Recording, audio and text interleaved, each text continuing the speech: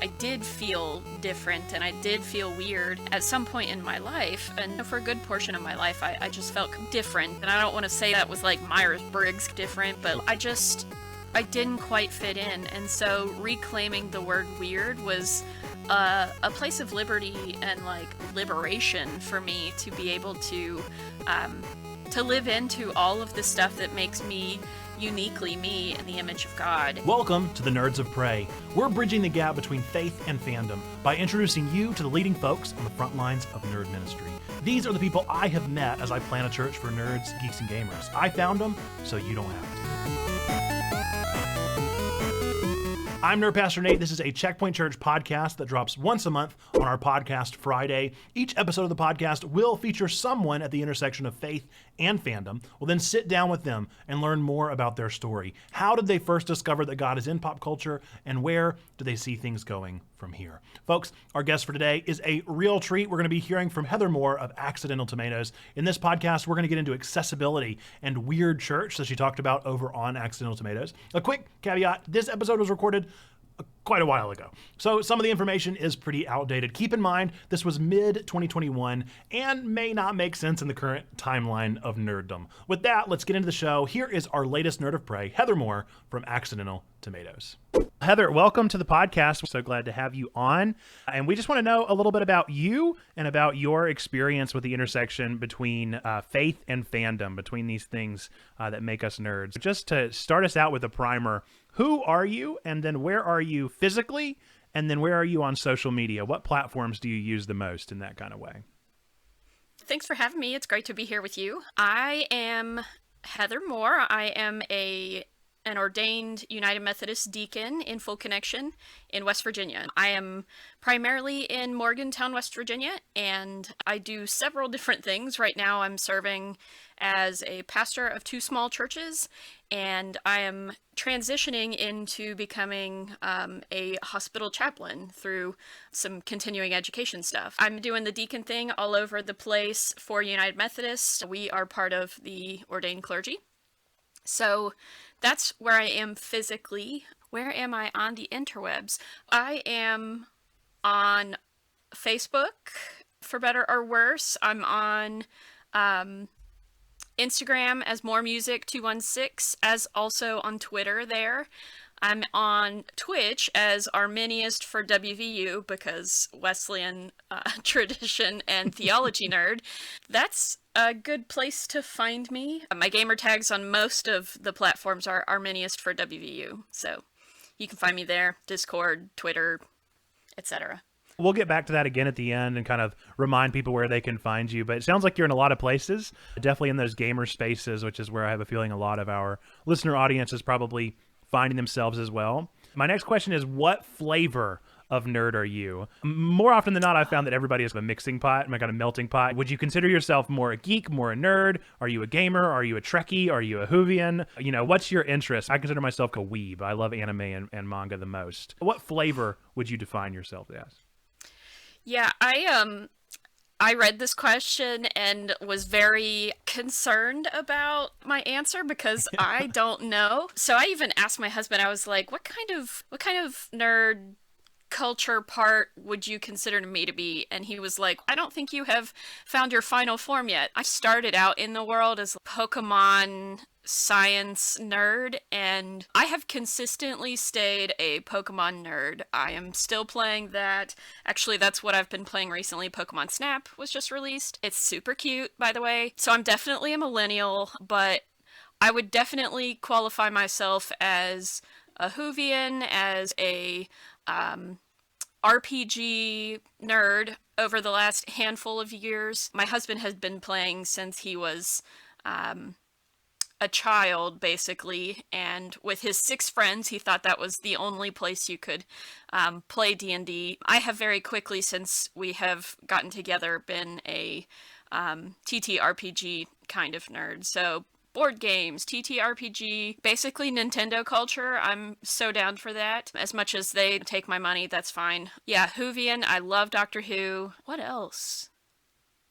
Oh, there are so many things. Musicals. I know that wasn't technically on your list, but definitely musicals. Definitely a category of nerd. Absolutely. Yeah. So there's a whole lot. I feel like an onion, and there's constantly layers that people get to see. So, yeah. So you've already touched on it a little bit about where your nerd journey began. Out of curiosity, what Pokemon was your first? What was your first game you remember? Oh man, it was Pokemon Red. I was a blue kid. I played blue and I had no Oh, nice. friends. I didn't have the comm link. I never traded with anybody. So I always had just those blue Pokemon. So I didn't know what a Vulpix was hardly until I Oh finally came man. around. I was always Growlithe Well, for life. because my brother is like a year older than me, my parents knew that they couldn't get one of us a Pokemon game and not the other one. So he had the other one, and we could trade back and forth as much as brother and sister are willing to play games together. So Yeah, that's awesome. it I always had a dream. right. My siblings were so much older than me that we didn't play games like that together. We played GoldenEye and N64 and stuff like that, but they Ooh, weren't like yeah. willing to play the games that were like kid games or whatever back then. But now that Mm-hmm. that label doesn't even exist hardly anymore. We're just all playing all the games. Like Pokemon Right. Snap was a big one for N64 for sure. So, Yes. other than that, how did you first come to your discovery that you were a nerd? Where did your nerd awakening? When did your third nerd eye fully awake as a child? That's a really great question. I guess I grew up with my brother. We always just assumed that playing Sega and N64 and all of those kinds of systems were pretty normal. And so it never really hit me. Even my cousins were playing things like original Nintendo and PlayStation, the original, which is hard to believe. And so it never really like dawned upon me that was not a typical kid experience until basically I think I hit middle school and began choir culture, and I very quickly realized that that was not a normal expression. And I think for a while I probably ran from that. I'm not happy about that, but I think I did. And I became like an internet nerd, if that Hmm. will, like an AOL AIM kind of kid who was constantly on there. I would hang out on Omegle in very unsupervised kinds of ways because that latchkey life. And so I spent a lot of time on the internet side of things, not realizing that was like also its own kind of deal. So it probably took me until college to realize to like fully embrace that and to be okay with who I was as a nerd. And I would give a shout out to my one of my best friends who's my first college roommate who like is very much a literature nerd and an anime nerd, and we connected in such a way that I was like, you know what? I don't have a problem with this. This is actually who I am, and I can embrace that side of myself. And so it's been the floodgates from then. Even though it's been like 12 years now, I still feel like I'm rediscovering my inner nerd self. So, yeah, that was a really long answer to a question. No, I totally get what you're saying. I think there is this weird like division that we take in like around those years of middle school where you have to choose. You either choose yes I am this or no I'm not. And my running theory is that kind of like you said, you found an internet nerd culture. I think we all nerd out over something and we just have to choose where that nerd culture is going to lead us. But I think that's For super sure. interesting that you came around and rediscovered a part of yourself that you grew up with. I think that's very neat. So, moving forward with life and with all of these discoveries and the third eye awakening, like we said, when would you say you first found the intersection between these two things? So, when did faith and these gaming nerd culture fandom things, when did they intersect or have they intersected for you? When did you say those overlapped and you realized it?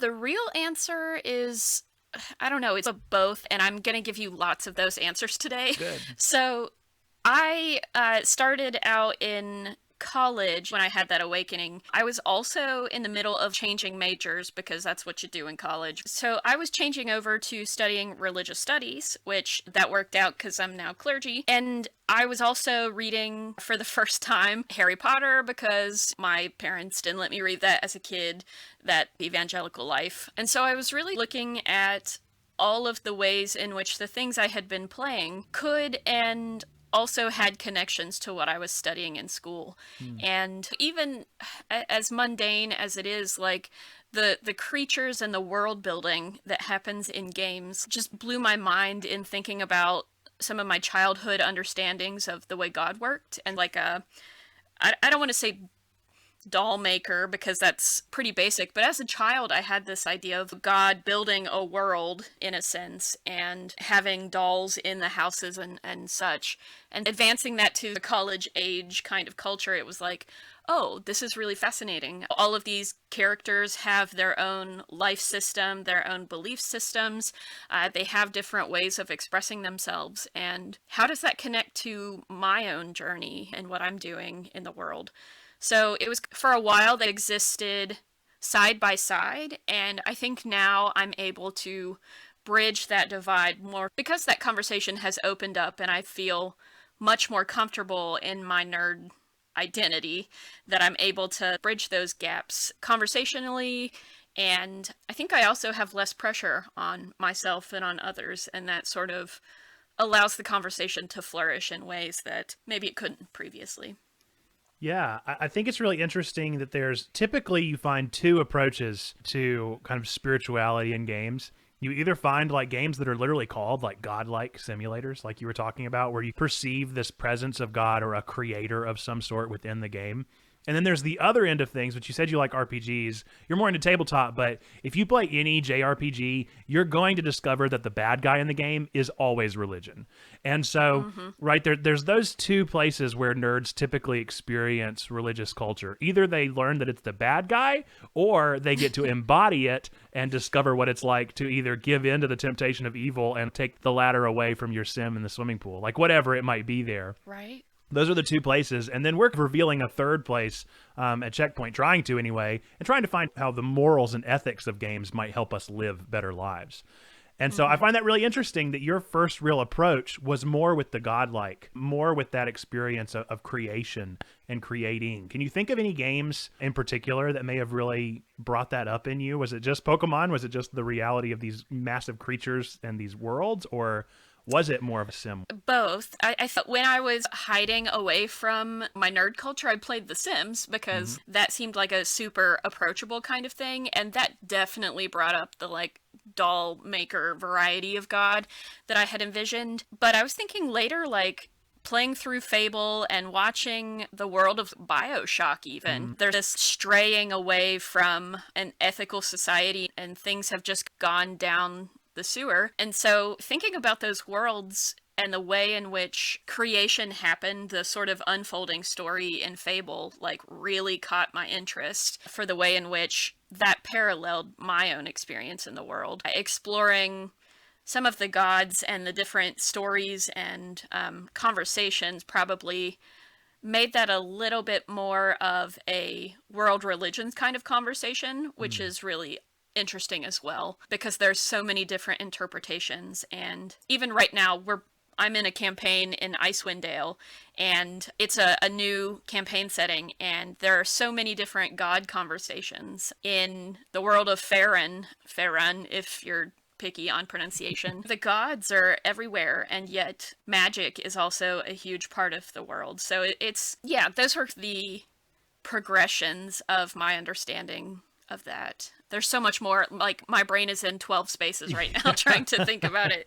I totally get it. So let's talk more about that. I find that really interesting. You think about digital gaming or video games in particular, we're locked to an algorithm. We're locked to a design by a game developer. But when you go to D&D, when you go to tabletop, when you go to those kind of things, it's more of a world of exploration and creativity and improvisation. So how does that explorative work of world religion, religious culture, spirituality, how does that work around a table where you're all coming up with it on the spot, or maybe your DM has done some deep dives into a rule book written by some other nerd somewhere else who's thought about this too much? How does that exploration work for you? How do you think that, is there room to explore, or does it just happen through the actions of the world? Yeah, there's definitely room to explore. I find it super fascinating to explore the world of the gods and the many conversations that can happen there in-game characters. The way that people, average, your normal character or NPC, want to have a conversation about gods. I have never played a cleric, and that I don't know if that's personality wise because I do Right. that like in my real life. I don't want to say real life, but if I do that for my work in ministry. Yeah. But I have definitely played lots of sorcerers, and there's still that conversation about sources of magic. And it's really interesting to explore that. I have always played alongside either clerics or somebody who is, I won't say mage of some variety, but some kind of temple worshiper. And so all of our stories are open-ended, and the way in which I won't say nemesis because the gods aren't always the nemesis, Sure. but there are definitely some sways, and you can see that in Critical Role if that's your deal, the conversation of the gods. And I love that. I think it's really interesting to bridge that and to think about the parallels of world religions and what different traditions say about our existence, say about creation as a whole, and our part in it. Yeah, I'm definitely all game for that. Yeah, I think it's an interesting world to play around in, and it's something we don't really get to, and something that we don't get to witness a whole bunch in the New Testament if we focus too much on New Testament stuff. But in the Old Testament, there were all kinds of conversations, right? Job is one big conversation, right, between God and this guy who's hard pressed. These tabletop games, they do provide a really interesting opportunity for conversations not with a Christian God necessarily, not with a Yahweh, but they are conversations between a deity of some sort and humanity, or whatever race you might define yourself Sure. as in the game. That is a curious place of exploration, and I almost feel bad. Have you ever DM'd a game in particular where you might have been able to play a god? Is that heretical? Should we take this out of the podcast and make sure our bishops can't hear it? Huh. No, I have not. And I think that would be really interesting, at least for in play, like in gameplay. And I don't think it would be heretical as long as you're exploring those things. I don't think it's a problem. But I think there's probably some conversation to be had. I will say, go check out Rime of the Frostmaiden because the overarching theme of God's involvement and the consequences thereupon the environment is heavy. And I think it would be really interesting to play some of those gods, not in a way of, ahaha, I'm going to Right. sick my life upon you people, but just to get in the mind frame of some of the concerns and roles and obligations and responsibilities that might be upon a deity of sorts. So, no, I don't think it's heretical, but then again, I'm game to deconstruct and reconstruct Sure. however much we need to. Yeah, I think that's exactly what it is. It's a playful deconstruction. It's an opportunity to get in there and get your hands dirty and to explore. Going back to The Sims, like there are people that will take the ladder away from the swimming pool, and that's the cruel tormentor god. But then if you're playing the game as in my opinion, it's meant to be played, then you're genuinely trying your best to achieve what you want to achieve.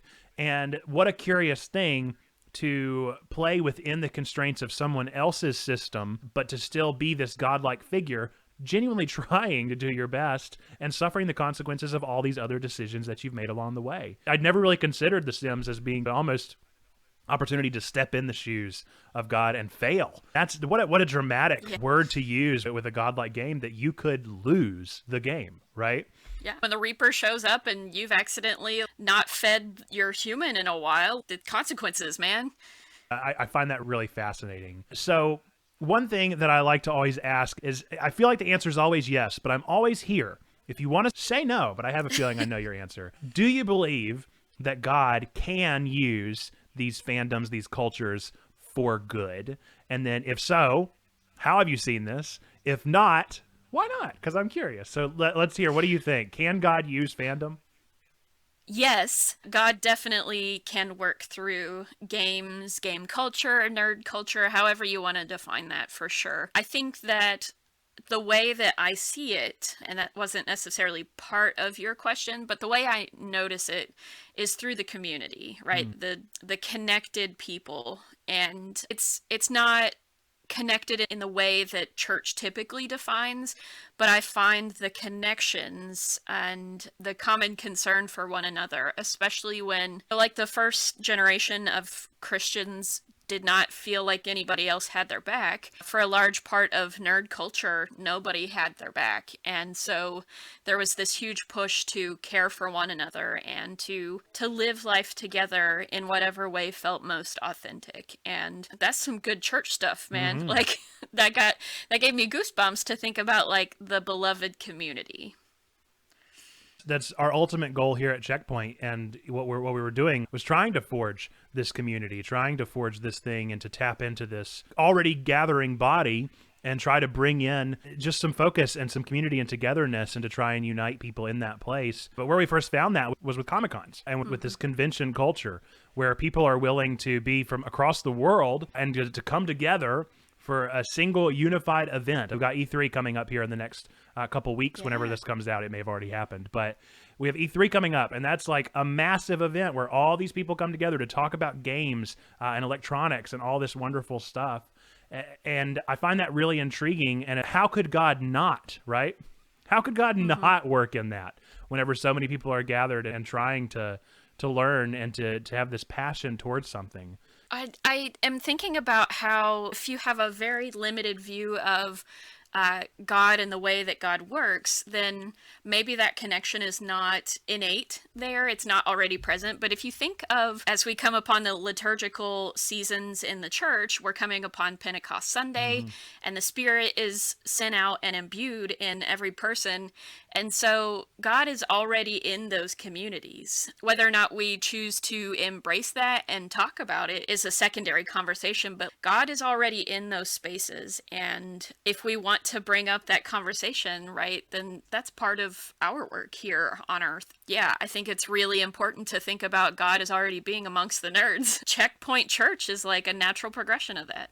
Yeah, I agree, obviously. And I think that's something really intriguing to think about. How do I'm an elder in the United Methodist Church, you're a deacon. We're both called to very similar lives of ordained ministry. And how do we do that? How do we as ministers do that? And even on a smaller sense, people that aren't ordained, but are called to this life of, I'm hesitant to use the word evangelism, but that are called to community and that are called to be like Christ, called to be Christians. How do we do that? How do we reach out into these communities? How do we find God in these places? I think it begins with our own role as, I don't want to say ethical human being, because that doesn't feel as churchy as some people would expect or want. But really, it does start as being an ethical person, making moral choices, weighing those choices, and deciding that you're going to use your power for the forces of good and do that and care for one another.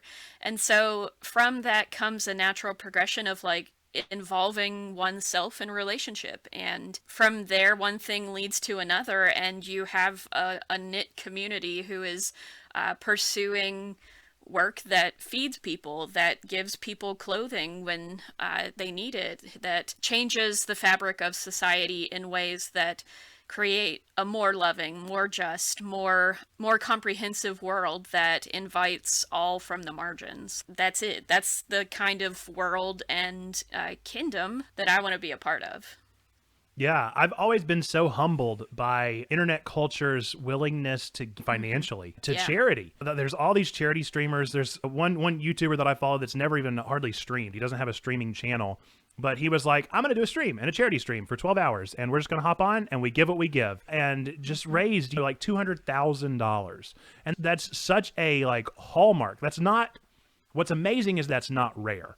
Like that's not a surprise that he raised $500,000 for some charity. That's a common occurrence on the internet, and a kind of extravagant generosity that just doesn't take place other areas of life. Churches will hurt to raise that kind of money. And so I wonder if there's something about working in that space of generosity and finding ways for these communities to give beyond just financial, but to give of themselves, to actually go and serve. What does it look like for a Comic-Con to take 20 to 30 of those people that are at a con and say, hey, let's take an hour off and go work at the soup kitchen down the road that this church has? What does that look like? What are some ways beyond just financial means that these convention cultures can be generous with their time and with their spirit? I wonder if there's a spot for that. Yeah, especially like con culture, like all of the hospital soaps and, or sorry, not hospital, the hotel soaps and shampoos that are there and are given to you as part of your stay.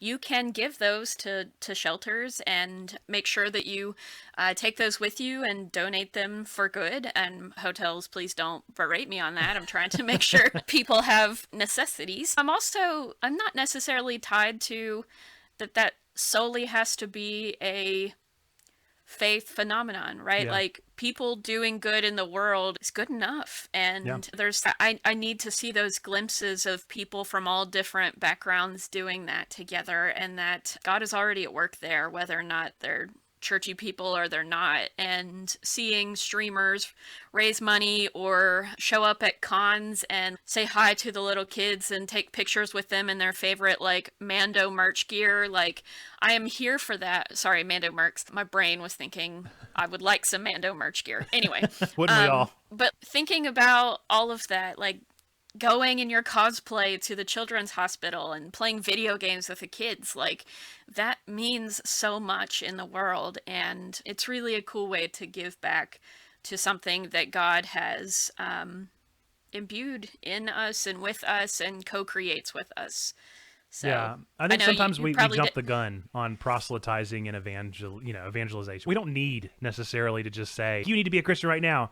Like, just being a loving presence can sometimes be the best example that, hey, God does love you because I'm doing this, Right. and we're doing this, and this is just an amazing example of love shared like freely. if I need to tell you that I'm like doing God's work, like I'm not, I don't know, I feel like I've missed the point. Like the things that I'm doing should already indicate to you the kind of God that I serve and the kind of person that I want to be in following that God. Yeah, there is room for conversation, but that's something like way down the road. If Yeah. we don't ever do that, I don't feel like I've missed out on an opportunity. I've still done the work of God, so Yeah, we maybe just that's gotta trust there. That's that whole faith thing that we talk so much about. Just Yeah. hoping that we're being faithful people and trusting in the presence of God to do what God's going to do.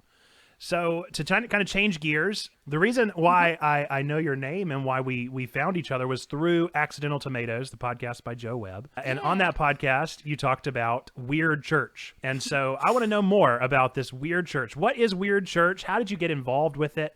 What can you tell us? And how does it relate, or does it relate to this intersection of faith and fandom? What do you think? Yeah, I definitely have trouble identifying exactly what Weird Church is, but I feel like some of those cliche things like when you see it, even though I hate that, right? I don't want to say that to everybody. But I found myself in my adult maturation and growing up with friends who weren't quite part of the like in crowd. I found a lot of willingness to be open and vulnerable with each other and to share some of the really hard stuff that you go through. It's the hardest thing you've ever experienced to that point, and finding other people to go through some of the quagmire of life with was really like a huge point. I don't want to say pride, but like a huge point of care and concern for me. And growing through the years, I continue to see glimpses of that in the midnight conversations at a LAN party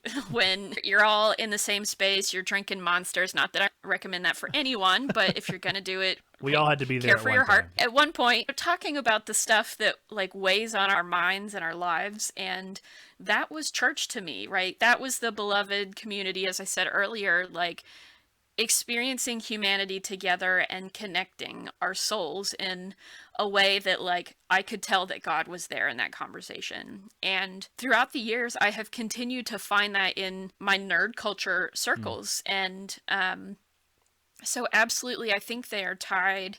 And Weird Church doesn't have to be something specific. I find that in groups at the coffee shop, if I am people watching, like I can see their conversation become very important and meaningful, and I see the connection there. So I think maybe if I had to boil Weird Church down, it would be in really witnessing to one another the depths of our souls. And like I said earlier, it doesn't have to be explicitly churchy or churchies, if to use church language. It can be ebb and flow. It can be whatever. It can be late night making like tortillas and playing games and sitting on the couch together if that connection is there. And I hope that people know what I mean when I say connection there. Mm-hmm. Like, you can find that on the internet, you can find that in person, but it is a thing. And I hope that everybody has a chance to meet another soul that they're able to connect with in that way. Yeah, I think it's what we're all seeking out. I think it's the reason why we subscribe to YouTube. It's the reason they have so many millions of subscribers is because we found something in that chat section, or we found something on their Reddit, or we found something in that place. We're all seeking out and pursuing that sense of connection.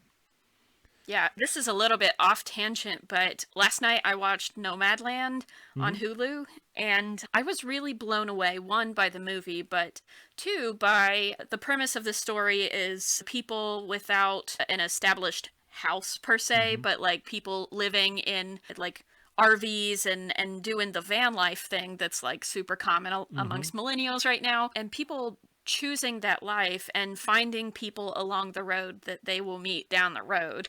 And that really spoke to me as that's exactly Weird Church. That's one image of Weird Church, and it was really cool to see the main character. I'm not going to give away anything here, but see a main character seek out another person who was by themselves but had a campfire, and like to seek out that connection and share her sandwich with them. And that's that good like bubbly heart stuff. That's the feels. I got the feels. Yeah. I find that fascinating, the seeking out connection and trying to find people that are like us. And I think we all feel a little weird. We all feel a little outside. And there's a reason that imposter syndrome is so high up on the ranking for Google search and all that stuff. I'm curious. Yeah, I'm curious. So one thing that I've run into with Checkpoint is in our title, in our tagline, we say the church for nerds, geeks, and gamers. People don't have too much of a problem with the word gamer, but depending on the culture you go to, whenever I say the word nerd and geek, people say, isn't that degrading? They say, isn't that insulting? Those are insults. I think about freaks and geeks with Seth Rogen and all those guys. That term has only recently become a term that's even socially acceptable. And so I wonder, is it the same thing with weird? Weird can certainly have a derogatory. You can call somebody weird and mean something nasty by it.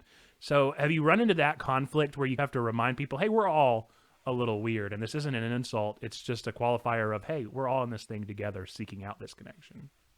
Yes, for sure. And I actually think that probably my experience with game, geek, nerd culture allowed me to tear down the restrictions on Weird Church, because I did feel different and I did feel weird at some point in my life. And for a good portion of my life, I just felt different. And I don't want to say that was like Myers-Briggs different, but I didn't quite fit in. And so reclaiming the word weird was a place of liberty and like liberation for me to be able to live into all of the stuff that makes me uniquely me in the image of God. And I'm willing to reclaim geek and gamer and nerd and all of those pejorative terms as like sources of pride now. I don't have that shame, and I'm willing to like low-key wear nerd shirts out in public, and I'm like willing to have those conversations in public, even when I know in the church that those aren't like normative conversations, because even my cousin, who's like several years younger than me, she grew up seeing my uncomfortability in my own skin. And now that I have started to embrace that and to be myself, I can have conversations with her and we can be at ease with each other. And so that's worth all the world to me, to be comfortable in my skin so that somebody else can feel comfortable in their skin. And I'm okay with letting other people have weird expectations around me, and I know that doesn't change my inherent worth. So I'm okay with whatever baggage people bring to that term, and I say it's more conversation to work on. One of the things that I find interesting about the models of church, if you want to put that label on it, that we're working on with this nerd church, with weird church, with these things where we're doing this, is that it's a unique ministry in the sense that it's super applicable. You can put it in a lot of different contexts. I don't have to be the one implementing the nerd church. I might be specifically set up. I like anime, I like manga, I like video games, I play them. So I'm specifically set up in a place where I can do this work. But it's not something limited to me. It's very broad. So what does it look like for someone who's not connected to either one of us, who may just be listening to this podcast on an offhand, just thought it sounded fun? What is the possibility for them to start this kind of weird church, this kind of nerd church? How does it look like for them in their community, in their space that they exist in, to get this thing started? First of all, just be bold and start the thing. Maybe it's you, a bold step in you being out publicly and visibly on the internet. Like, that's a first step, and that's a hard step. And then from there, like, maybe you don't have any followers, but maybe you start to have conversations in person, and like people at your local gaming store start to see, hey, you stream on the interwebs widely. I don't want to say specifically places, but you stream and you're a cool person. Like, maybe I'll tune into your channel, or maybe you'd like to come play in my X night game, or maybe you'd like to come play Pokemon with me. And so those kind of things unfold naturally, and it doesn't have to have a timetable on it. Like, you're already doing the fun work that you feel called to, and if nobody follows that, I think you're still doing the work. If somebody comes by and comes along, that makes it all worth it. And if they don't, then you're still putting your authentic self out into the world, and that's a really beautiful thing.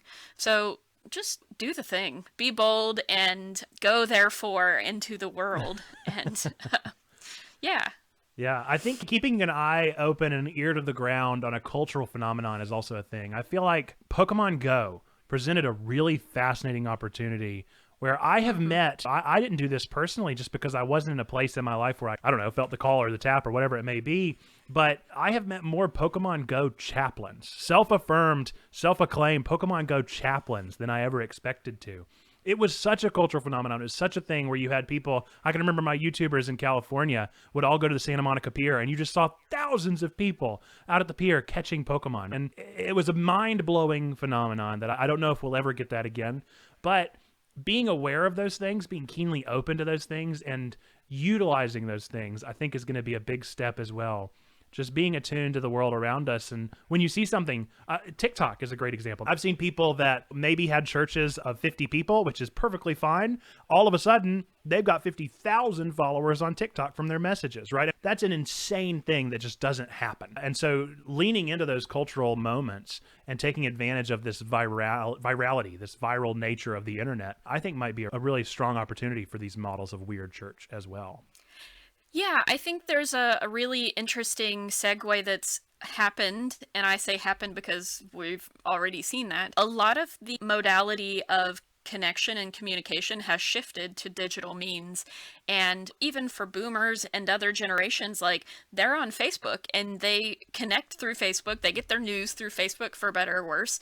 But like, we've already seen this shift to digital spaces amongst the generations, and so there's a huge space that now we're living into. It almost reminds me of like Ready Player One, right? Yeah. There's a whole world that we're living into, and it's the new, I just lost the word. My brain is going too fast. It's like the new community center, right?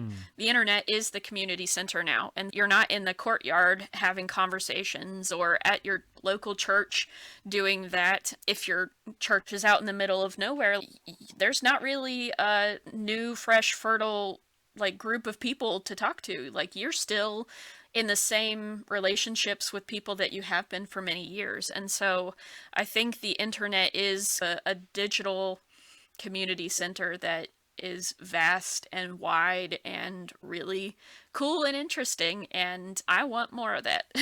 Yeah, and I think that one thing that could be super humbling to some of our existing churches, our physical locations, is before all of the internet really has kicked off as it has, you had to have a building, you had to have a place, you had to have a spot, and that costs money. And that's hard to do and hard to find and is controlled and managed. But the internet, there are certainly boundaries and milestones and things that are captioning people off. But for the most part, it's free, right? You can create a VR world. You can log on to VR chat. You could download Core and build a world for completely no expense other than your time. And so this incredible possibility of you don't really need any funding to plant a weird church. You don't really need any approval because they're just happening. They just are existing, and we're building communities anyway. So why not make them better? Why not make them pursuing truth and learning to grow and striving to grow and attending upon the ordinances of God? Like, why not take those steps forward and take advantage of this awesome opportunity that we've been given?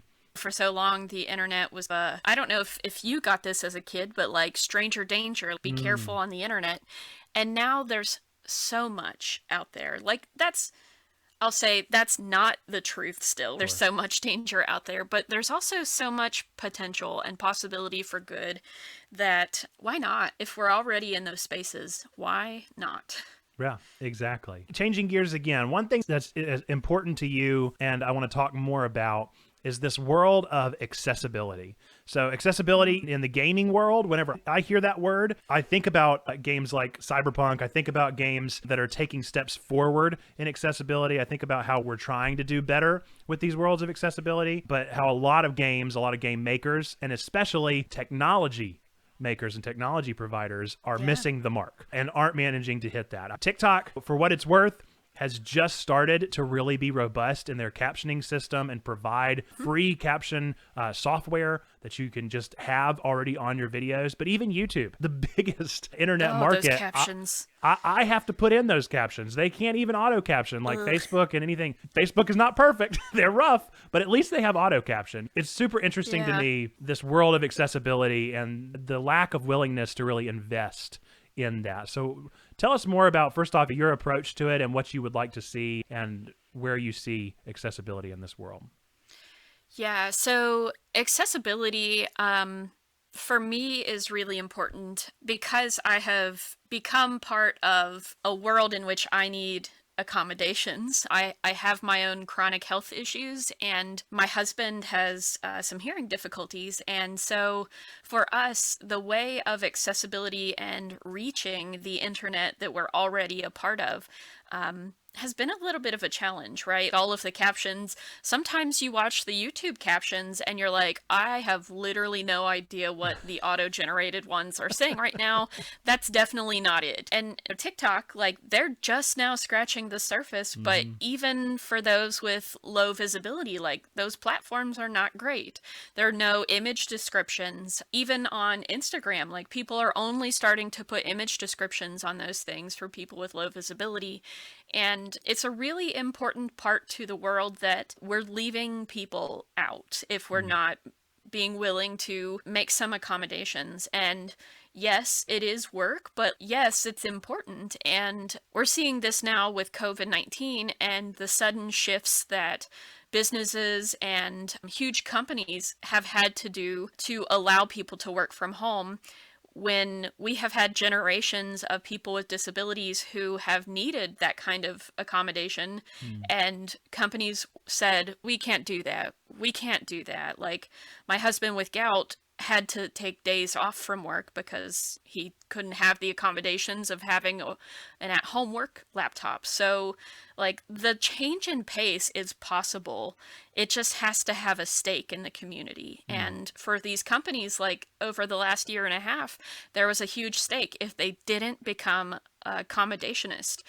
And so we're not seeing that in these platforms, but I do hope that in my conversations, like, we're willing to commit to the beloved community in such a way that all of God's children are able to be part of that. And whether that's the actual physical technology of a control that allows people with, like, physical disabilities to be part of the game culture, or whether that's part of the accessibility technology and software, right? Like, we need more auto-generating software. Yeah. We need more kinds of things that help people to exist in those spaces because they too want connection, and I want connection with them, right? Like, my life is enriched by being in, around, and with them and witnessing their life experience. It's hugely important, and I'm pretty passionate about it. I do a lot of retweeting and tweeting on Twitter about that. Disability is an important conversation that I don't think enough people are having.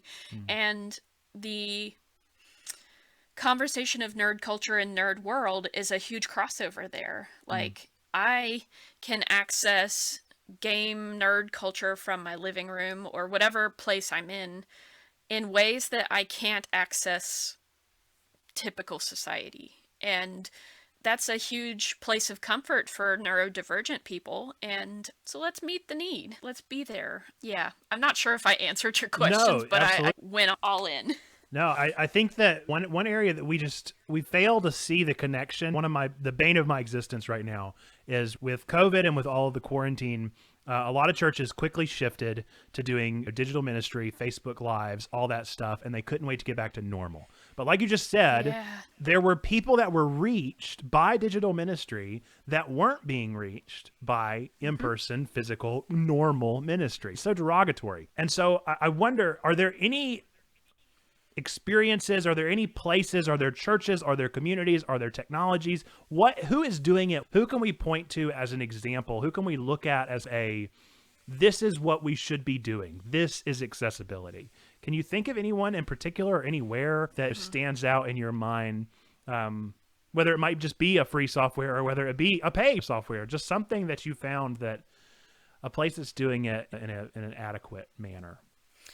Honestly, I am mostly clueless. I will say, as to, for better or worse, Microsoft Teams has captioning that is relatively decent, and they allow it in their team meetings in ways that other platforms do not. Like, I think Zoom just recently acquired some captioning capabilities, but honestly, amongst my United Methodist Association of Ministers with Disabilities, we have been in our meetings and in our learning sessions, they have they have people doing ASL on the video chat. They have captions. We do certain limited kinds of chat because for those with low visual bits, the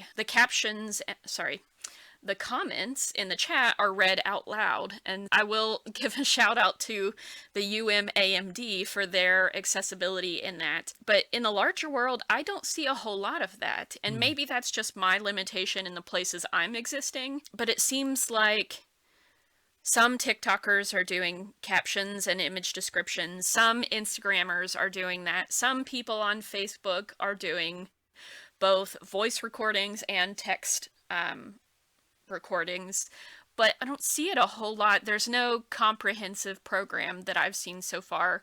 And if somebody has those options, please share it with Nathan and myself, because I want to know that and be able to share that more. So I wish, I think the pandemic has, it is what it is. It's stretched us in more ways than we can count.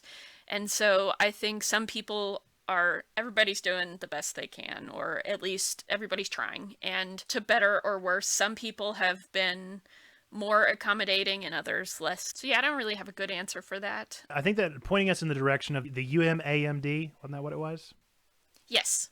Pointing us in that direction, we can can support how we can and do what we can to support that and be a part of that. And that I think that's an awesome shout out, just to know what's being done, at least within our own United Methodist community, and to support that in the outside as well.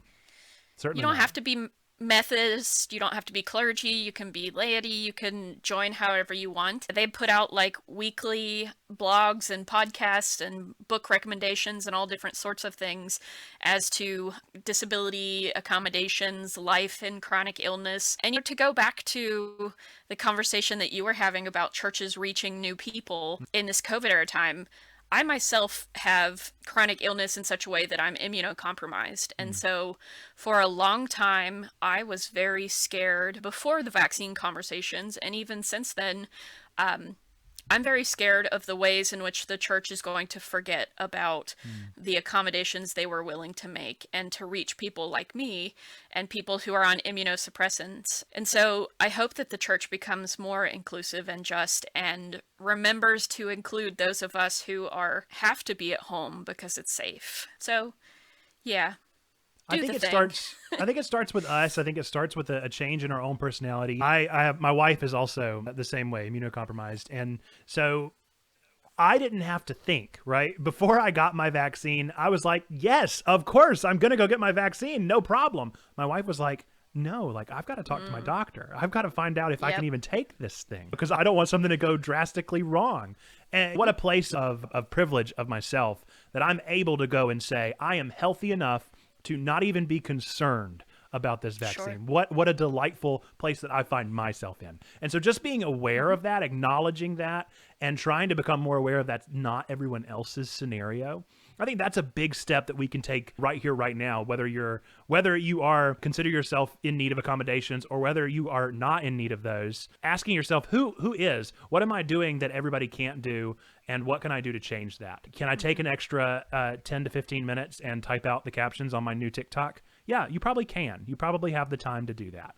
You might not want to, but you can. And so taking those small steps of just changing ourselves, I think, is an incredible way to take a step forward. And thinking along those lines of taking a step forward, I want to ask, what do you think, whether it's with Weird Church, whether it's with accessibility, or whether it's just with Pokemon and all of your interests and passions, what do you see as the future of this thing? What is the future of faith and fandom, faith and pop culture? If you could dream a dream, that's the way I put it in the last time. If you could dream a dream, what would your vision be of this intersection in 5, 10, 20 years? Oh man. Like a digitally connected vast number of communities that are doing the work of God in ways that like our local communities are supported and ways that seek justice and care for our neighbors that maybe don't even have the access to the internet culture that we're talking about. Like the accessibility even to have a life of gaming is, for me, it feels like a necessity, but also like a privilege. It's a huge privilege to be able to do that, and finding more ways to get people connected and create a community. And I don't know exactly what that looks like, but a huge revolution of nerd communities that also call themselves people of faith and people who are making the best choices they can in society and contributing back in the ways that games and their faith and life together have given them new spirits. So yeah, that's the big dream. I don't have concrete steps, but that's what the beloved kingdom of God looks like. That's the freaking kingdom here on Yeah, earth, there we go. as it is in heaven. So yeah. Awesome. I love it. I like to end these with these 3 questions just because I think it helps humanize us and proves that we all love these things. We love this culture. And also, they might be recommendations because you may never have heard of them. So what are you currently watching? What are you currently playing? What are you currently reading? And since I need to add this caveat because we had this made in the last one, reading, audiobooks are absolutely reading. Don't feel bad to say audiobooks if that's your preferred method of reading. So what are you watching? What are you playing? What are you reading right now?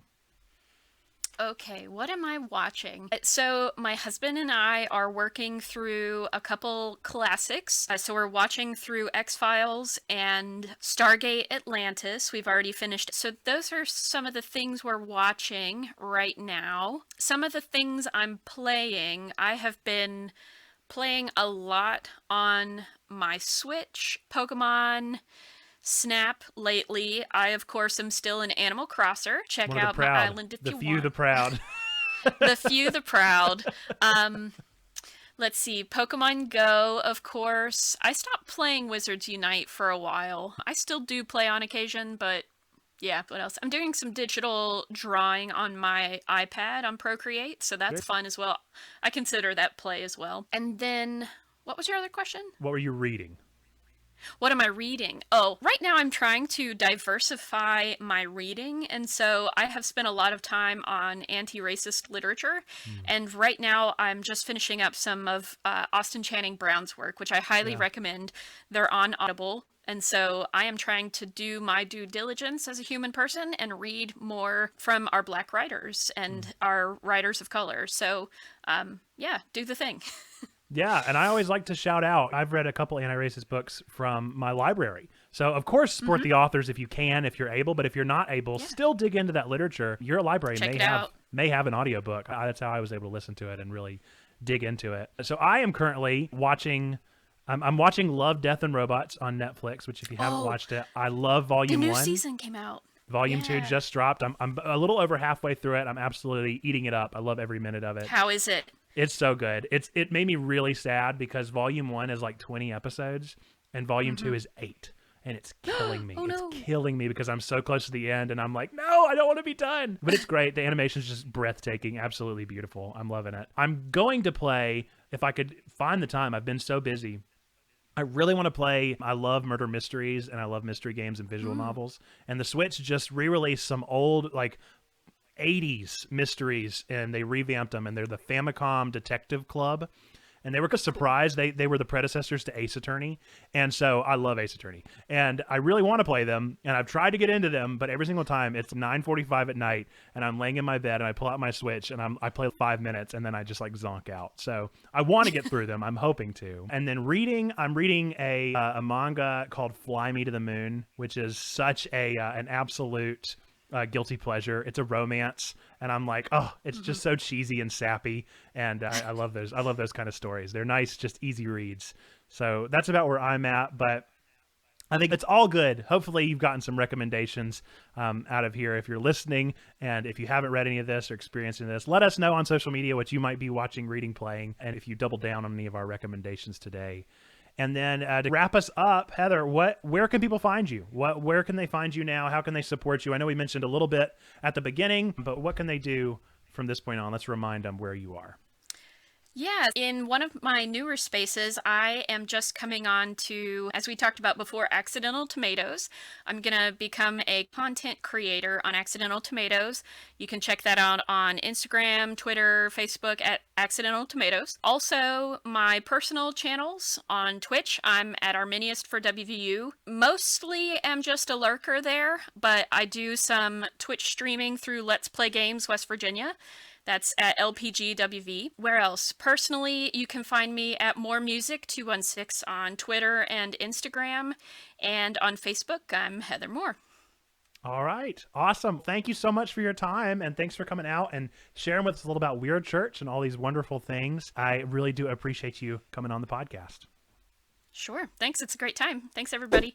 All right, that is a wrap on the latest episode of Nerds of Prey. Folks, I really hope that you enjoyed the podcast. This show is distributed free of charge and worldwide, but we would love your support and help by giving us a 5-star review and sharing the episode around to your friends so that we may reach as many nerds, geeks, and gamers as possible. Be sure to go and follow our special guest, Heather, using all the links in the show notes, and give them some love and some kind words and encouragement about the great stuff that Accidental Tomatoes is doing. If you enjoyed this discussion and want to talk more, feel free to join the Checkpoint Church Discord. We'll be talking about all the exciting things that Heather brought to the table, not to mention that this episode did actually premiere on our Twitch channel on Podcast Friday. So be sure to follow Twitch TV/Checkpoint Church to catch the next episode and discuss it live with the other viewers. Our next episode is going to drop next month and will feature Drew Dixon of Love Thy Nerd and author of Know Thy Gamer. Look forward to that, and thanks again for giving us a listen. If you have recommendations or would like to be considered as a future guest on the podcast, be sure to submit your name and biography to checkpointchurch@gmail.com. Nerds of Prey is recorded, edited, produced, and distributed by Nathan Webb and Checkpoint Church. The Checkpoint Church podcast is the hub for all of our podcast sermons and special projects. To learn more, go to checkpointchurch.com or send questions to checkpointchurch@gmail.com. Remember that we believe 3 things to be true about every single one of you listening, regardless of where you might be with God. We firmly believe that God loves you, we love you, and you matter. That's all for this one. I have been Nerd Pastor Nate, and this has been Nerds of Prey.